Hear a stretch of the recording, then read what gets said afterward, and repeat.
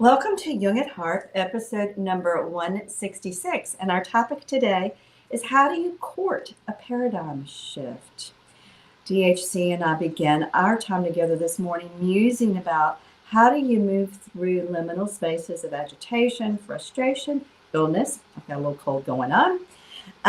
Unknowing with an eye towards how do you realign and shift into a new way of being, moving, and experiencing yourself in the world and life and your creative endeavors. I'm Kathleen Wiley. Yeah. Can you come a little closer to the microphone? I'm actually having a little trouble hearing you. Okay. You're It louder. may be because my voice is a little lower this morning because of this Suddenly, it's congestion. different than it was a minute ago when we first came on, just before we came on. Huh. I don't know. You want me to try a different camera? No, I mean, a different audio? Hi, everybody, by the way. Welcome to the world of technical. I'm going to try listening through something different and see if that makes a difference. No, there's some kind of whooshy, whooshy, whooshy in the background, and I don't know if it's you or me. Oh. If you all don't know, DHC and I are committed to being real, authentic, and that means when we're live like this, you get to see some of the real live frustration, agitation, and what do we do to make it more palatable? And it's really funny, Kathleen, because before we came on, I was like, oh, I don't like this new mic, and I'm really obsessed by the way I sound, blah, blah. And you're like, it doesn't matter, just so long as we can be heard, can we understand each other? And I love that because I can obsess about how does it look, how does it sound, versus what am I hearing here? What is the content here?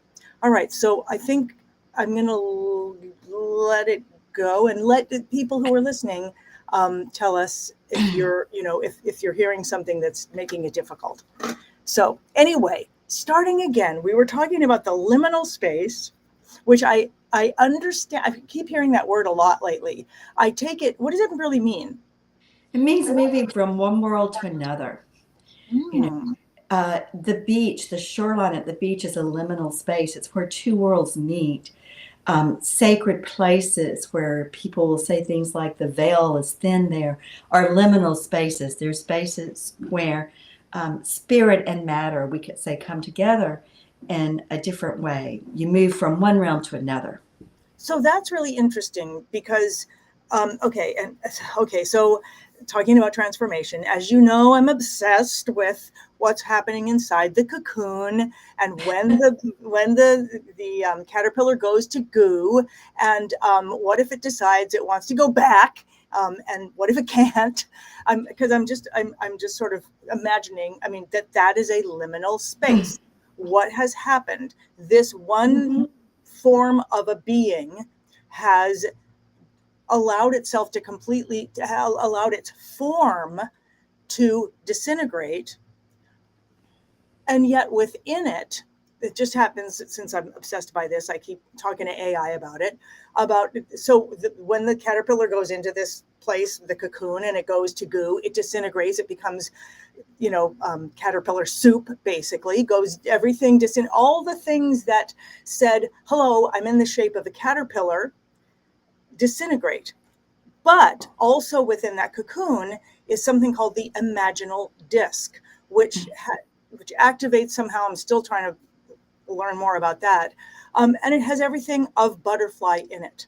So you begin to, as I keep learning more and more about this, that's the liminal space. And it started with me asking AI, hey, wait a second, when the caterpillar's gone to goo, but it's not a butterfly yet, what is it? What creature is it? Is it a third creature, or is it, a divorced butterfly, divorced from caterpillarness? But what I'm hearing is that that's the liminal space. That's the place in which transformation can happen. When the caterpillar is a caterpillar, the transformation cannot happen because it's committed to caterpillarness. But as it disintegrates, or as it lets go of the shape that it has and the life that it has and the things that it can do, it becomes open to the possibility of transforming into a different shape. Same animal, different shape. I mean, actually the butterfly is the imago or the final, and it's kind of like the caterpillar is a living, larva. Sorry, I could talk about it forever.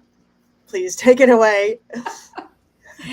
Well, I was thinking about how the great tree is inherent in the acorn, that that there is something that of the total being that is within the seed at the beginning. And I think in terms of being jolted out of a paradigm, often that happens in the lightning flash of inspiration. And for any of you who are familiar with more traditional esoteric tarot decks, the tower card represents that. There is this tower that's on fire with this man and woman flying out of it. And there is this lightning flash that's come down from the central sun and caught the tower on fire. And it is like something of greater consciousness comes in and wakes up the structures that we've built. And the caterpillar butterfly situation, it's an organic process that kind of jolts the caterpillar. A little bit different imagery there as you were describing it.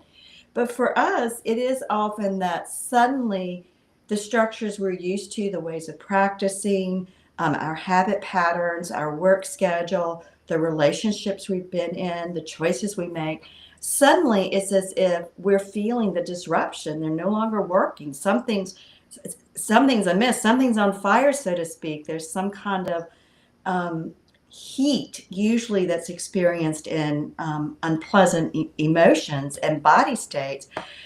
The paradox is that it is that feeling state, the agitation, the heat, that actually shifts something, that actually brings a clarity, that actually does bring a new way of seeing. And it's like suddenly something's clear that wasn't clear. Sorry, I'm just thinking about that. I'm thinking about it, and I'm thinking about the suddenness of it. And I'm thinking, I don't know if this is relevant or not, but I had a doctor's appointment at a hospital that was far away, further away than usual. And my car, the night before I realized that my car was dead. And so I was going to have to walk to this thing. And it was an early morning appointment. So I put my shoes, and it had just snowed. So I got into my running shoes and I put an extra pair of shoes in my backpack and I go off and I'm running while I'm going there. And I got the directions wrong, blah, blah, blah, blah, blah, blah. But somewhere along, I ended up going like a mile and a half out of my way, and I was in these forests and clambering up, and somewhere where I lost one shoe. Okay, so I lost one shoe. And so the next day I decided I'm going to go back and find that shoe.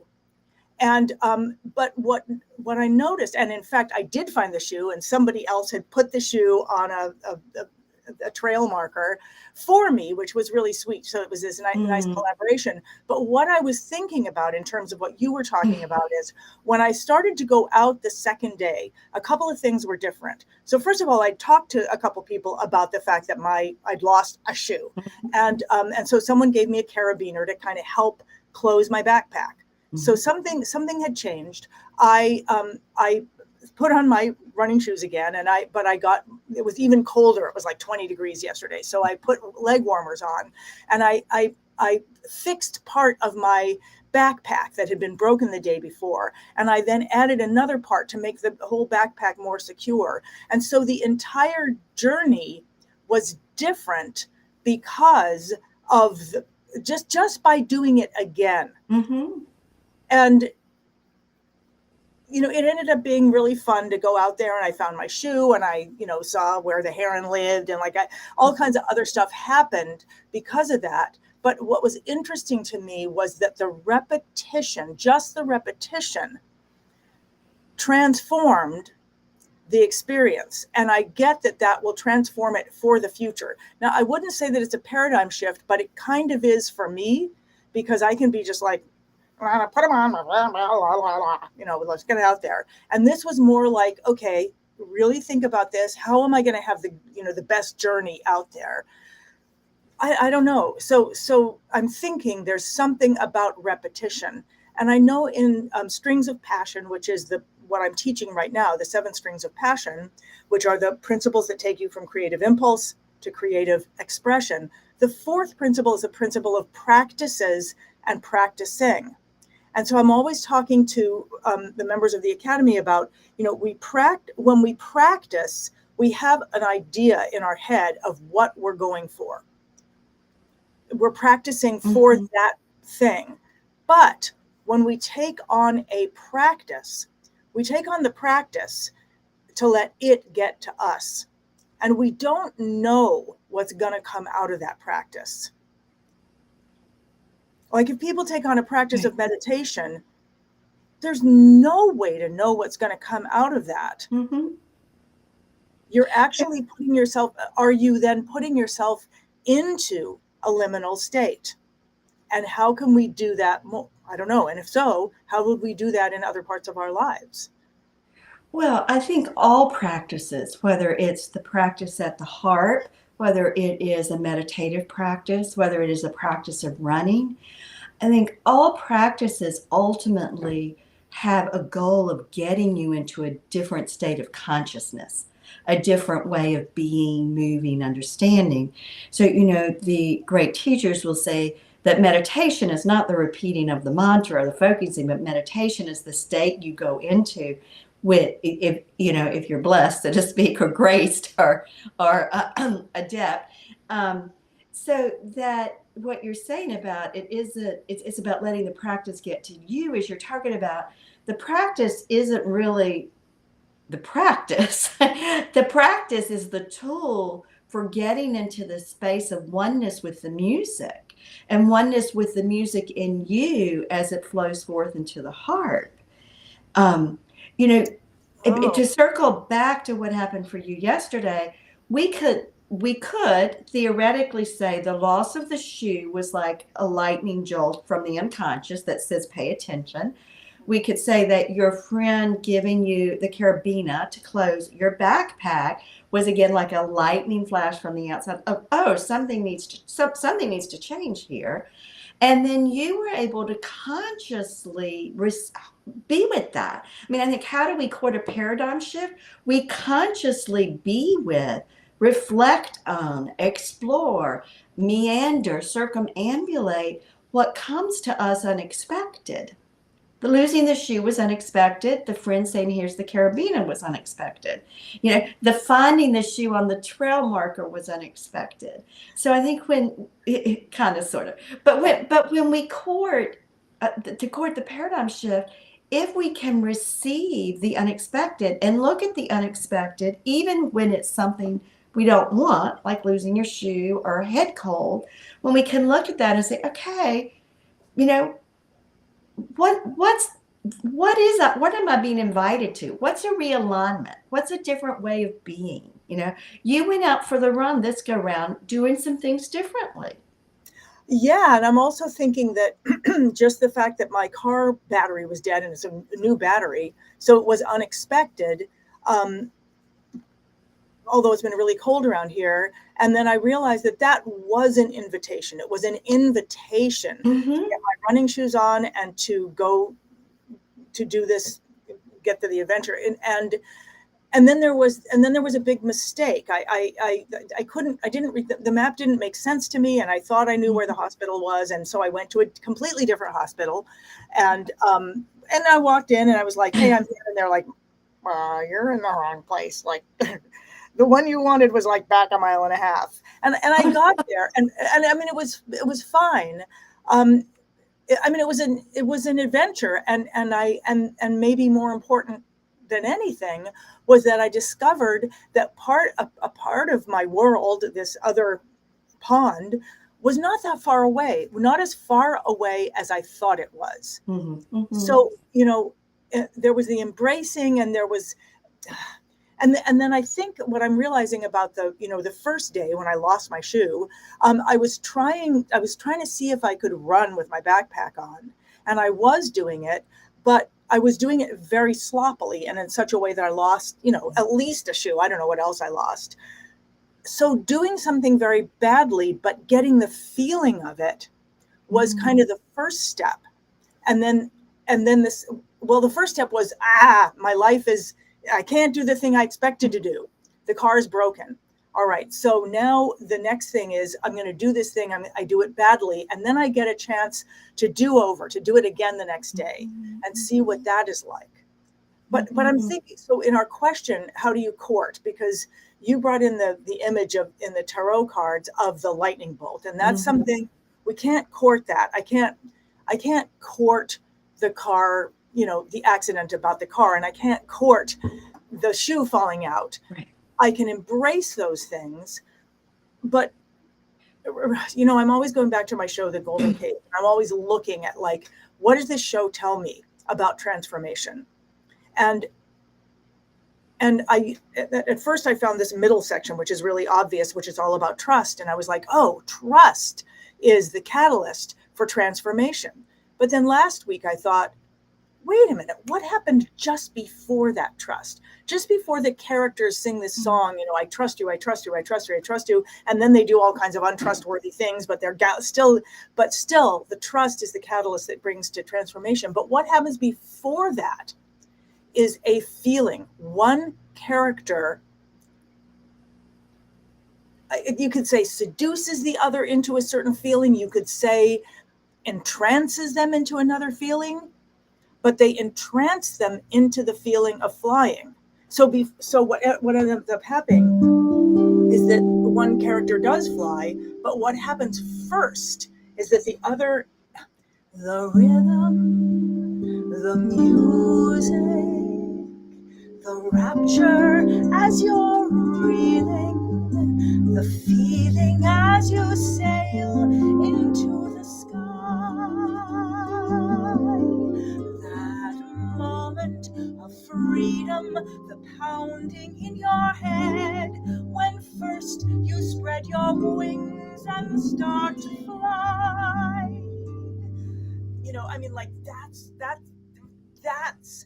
That's the catalyst. I don't know, maybe there's a catalyst before that, but and then the imagination. I can imagine how it sparkles, or you can imagine how it shines.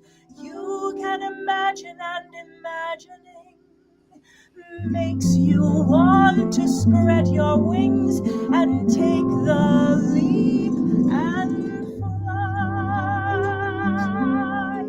So it's like, come on, first let's feel it. So what do you have to say about that? Well, it's one of the primary differences of psychoanalytic theories and how psychoanalysts of any flavor work compared to other forms of therapy and psychology is the psychoanalyst, and it started with Freud, know that it is that felt state, the feeling that prompts action. And what you're describing about once that felt state comes, the automatic image making function of psyche creates a picture that holds that emotion, that holds the passion, that pulls you forward. That's how psyche works. Now, I do think we can invite the lightning bolt. And we invite the lightning bolt with an attitude that recognizes that our ego is but a speck of light surrounded on all sides by darkness, and that there's very little we really know. There's a lot more in the dark to be known, And so I think that we can court an attitude shift. We can court a lightning flash if we really want it, but be careful what you ask for. I sometimes will say to the universe, and please make it as gentle and kind as possible. If I'm asking for guidance or direction and I feel really sick, please, let's anyway. But I think that we can with our attitude, and also by just a recognition, we don't know it all. When you talk to your friend about having lost your shoe and your journey. By the way, it was a woman that was working at a store. Okay. And she gave me this thing just by hearing the story. Anyway, so when I talked to her, when you were talking with her, it's like you were in a way saying, here I am in this situation and I don't know what to do about it, or here I am in this situation and I feel kind of stuck. I've lost my shoe. And she then intervenes. She offers a simple intervention of a carabiner got you thinking, got you open to, okay, where else am I caught in a way of doing something that really might be part of the problem, if we want to call it that, or might be getting me results I don't want. Let's say that way. It's getting you results you don't want, and what can you do to have results you do want? And that opening, that asking for that, invites that lightning flash. It invites the paradigm shift. I just thought of something else while you were talking. When I said no, she wasn't a friend, she was just a woman at the store, I realized one of the things that happened when I went out on this adventure was all the strangers that I engaged with.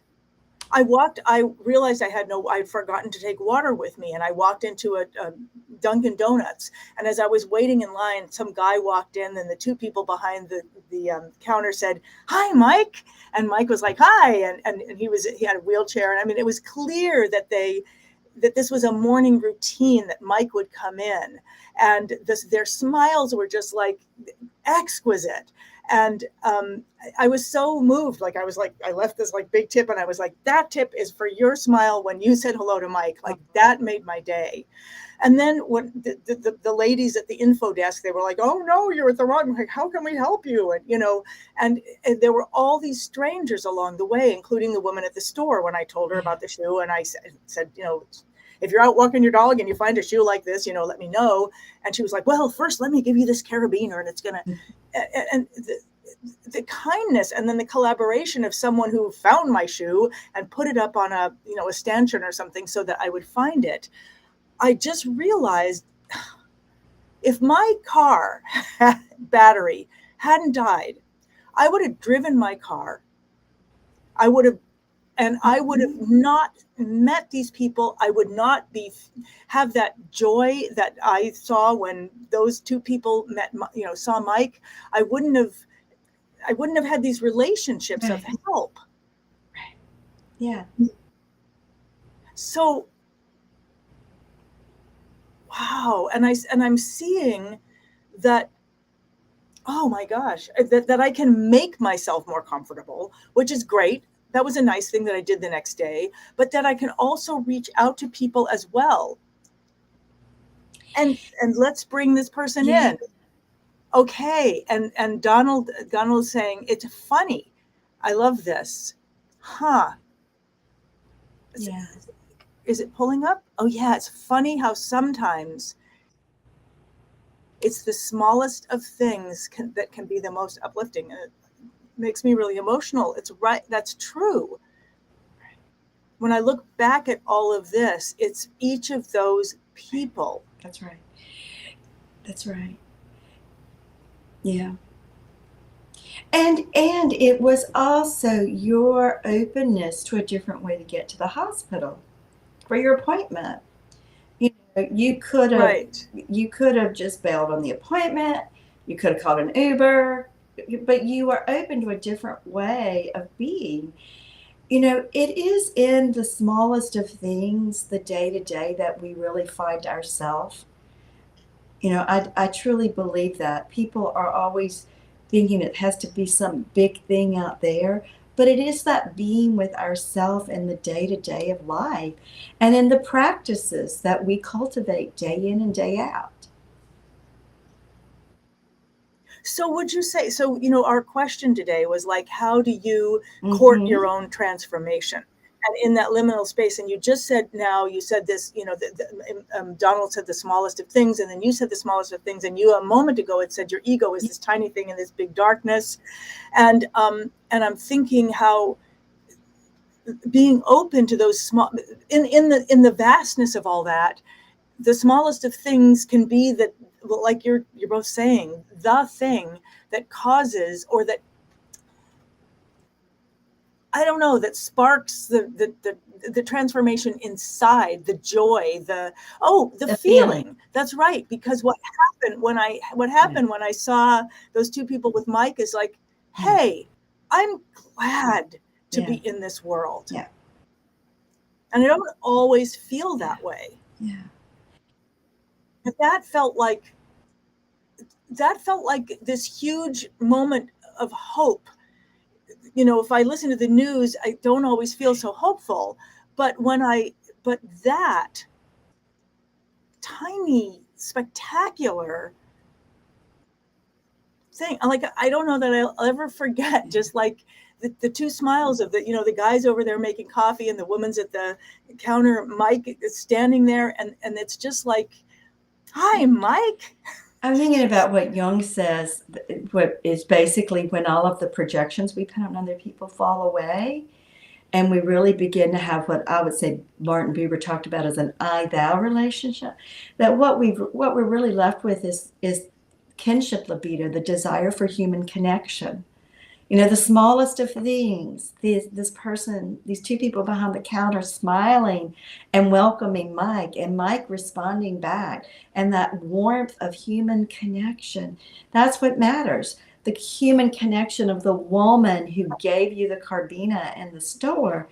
It's human connection. And when we engage with the practice, when we engage with whatever comes our way unexpectedly, the lost shoe, a head cold, something going wrong, or we engage with a habit we have that we know is not helping us, and we engage in a new way, then we open to a moment of human connection with that part of ourself, that can help us actualize, help us embody, help us express something different, both with ourselves and with other people in the world.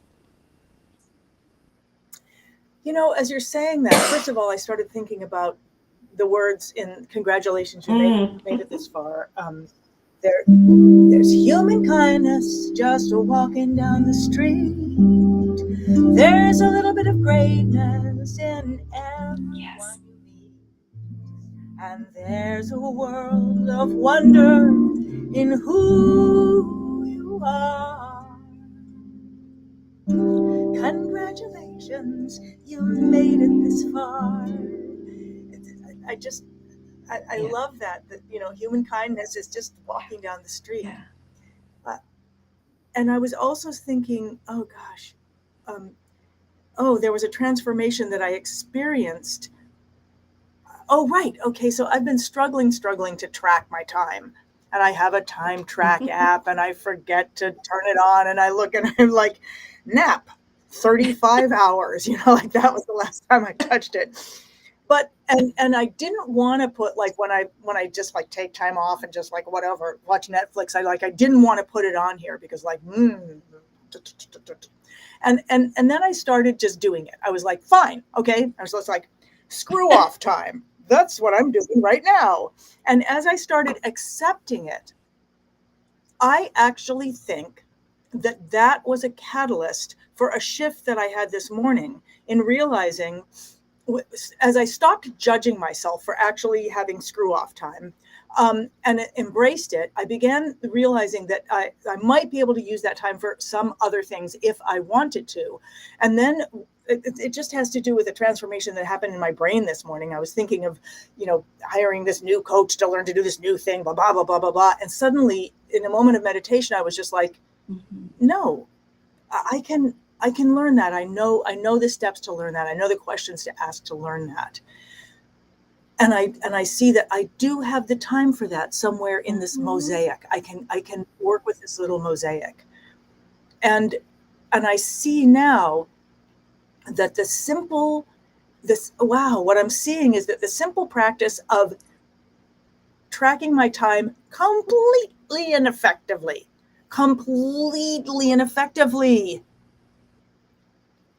makes a difference. Tell me about that. Well, it's self-reflection.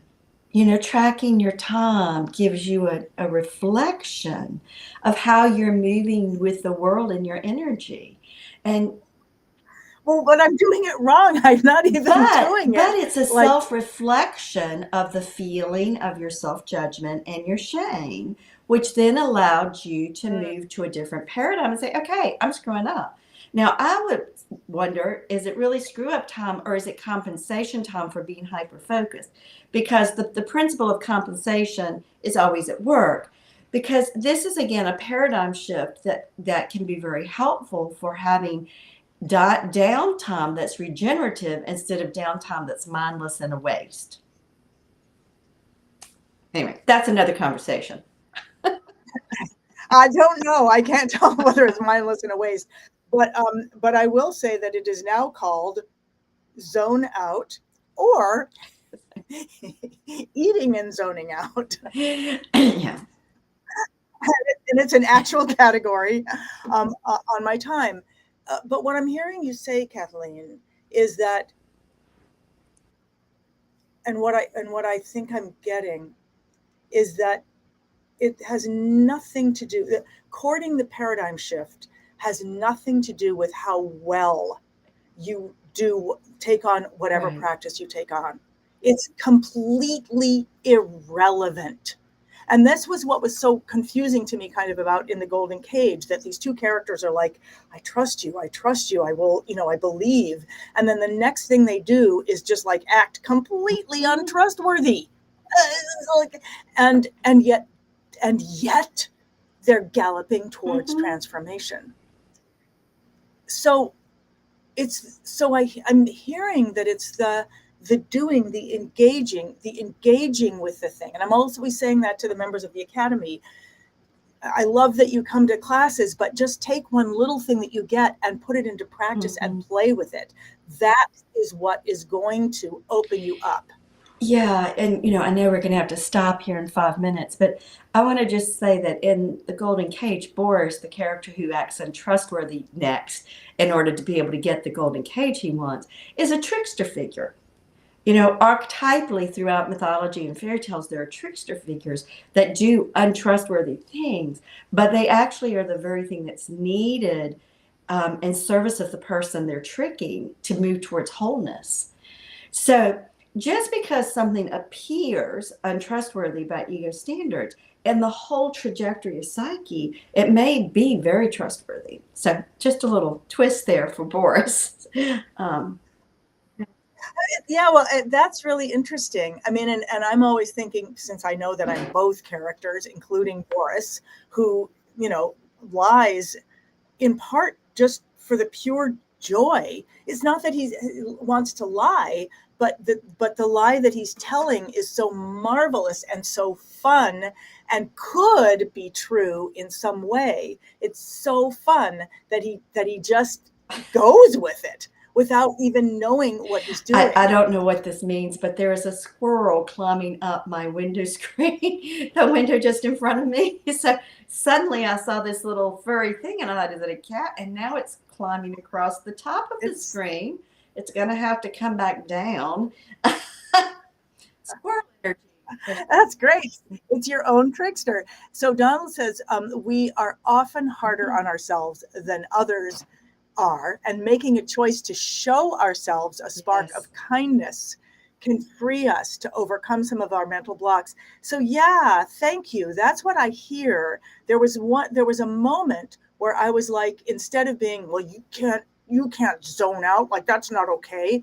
But there was a moment of kindness of being like, yeah, I'm zoning out. Oh, I'm going to track that time. I'm going to like that, and not to beat myself up, but up until that point, it was going to beat myself up. And then as I started doing it, and I'm even afraid saying it, like I'm here that, now I'm afraid that someone's going to say, well, when you say you're busy, I know, because I heard it on Jung at Harp, that you zone out and you eat and you watch Netflix. But what I'm really loving about this is when we show ourselves a spark of kindness, and I love the word spark because it reminds me back to Kathleen, what you were saying about in the darkness, this kindness becomes light, can free us to overcome some of our mental blocks. So what I'm hearing here is a practice that I can take on. I mean, I'm hearing the answer, at least for me, for today, to the question that we asked, which is, how do we court our own transformation? And I'm hearing it in the spark of kindness to ourselves. Yeah. And I think of it as compassionate presence. It's like really being present with ourselves and other people, but it starts with us. Compassionately, to really say, okay, I need downtime. I'm zoning with, I'm into Netflix right now. Because again, when we can be compassionately present, then we can really begin to get clarity. Is this really what I need and want right now? Or is this an avoidance of something else? And once we really begin to identify what we really need or want, we have a freedom of choice. If what we really need and want is some zone out time, eating our favorite whatever in front of Netflix, go for it. But if what we really need is to not feel agitated or judgmental or scared or anxious about this other thing, then tend to that. Tend to it in the sense of looking at what you need to do to get yourself support for that particular task that's being avoided or whatever. So, yeah. Yeah, and I'm also hearing, Kathleen, that part of what made the transformation for me was in up until that point, I had been associating a negative thing with it. This is bad. If I zone out, it's bad. So I had endowed it with a negative quality. And something shifted where I just stopped that endowment. And that, just like Donald said, opened that up, freed me. And I wouldn't even say I overcame. It's just like that something about the mental block or avoidance began to go to goo and transform. Now, the minute I said that, I was like, oh no, I don't want to say that out loud because now I'm going to avoid it again. But whatever, I'm letting that go. I'm just putting it down. Wow. So, Kathleen, thank you for this conversation. And Donald, thank you for jumping in here and really being part of this conversation. It's part of why Kathleen and I love to do this, is to come onto this podcast with a question, no answer, and enjoy what we enjoyed the first time we met each other, which was the joy and the power of conversation to just open things up. Yeah. To share perspectives. It's a way that I open up to paradigm shifts. That's beautiful. And we really love that we can now do this online, and we can do it with you. And we've made so many wonderful friends through it. Sometimes because you're on here when we are, and sometimes later on. So thank you so much for being part of this. And Kathleen, thank you so much for being my partner in getting to do this every week, or almost every week. So we'll see you next week. Yes? Actually, I'm traveling next week, so we'll see you in 2 weeks. Okay, perfect. Bye-bye. All right, see you then.